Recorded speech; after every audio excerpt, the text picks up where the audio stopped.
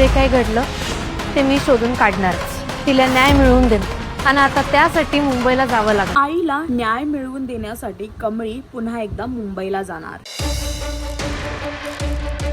कमळी या मालिकेमध्ये तिच्या आई बरोबर जे काही घडलं होतं आणि आता तिची आई ह्या जगात नाही आहे म्हणून तिने निर्णय घेतला आहे की तिच्या आईला काहीही करून ती न्याय मिळवून देणार. आईचं कर्ज फेडू शकणार का कमळी? तिच्या आईने एका माणसाकडून कर्ज घेतलं होतं आणि आता तोच माणूस कमळीकडे पैसे मागताना दिसतोय. आता कमळी ह्या संकटाशी कसं सामोरी जाणार? तिथेच तिचं पुन्हा मुंबईला जायचं हे सुद्धा पार पडेल का? तिला कर्ज फेडायसाठी पैसे नाहीयेत म्हणून त्या माणसाने घर त्याच्याकडे घाण ठेवायसाठी अशी डिमांड केली आहे. आता कमळी या संकटाशी कशा प्रकारे सामोरी जाईल हे पाहण्यासाठी तुम्हाला कमळी ही मालिका पाहावी लागेल आणि अजून असे लेटेस्ट अपडेटसाठी टेलीचक्कर रिजनलला सबस्क्राईब करायला विसरू नका.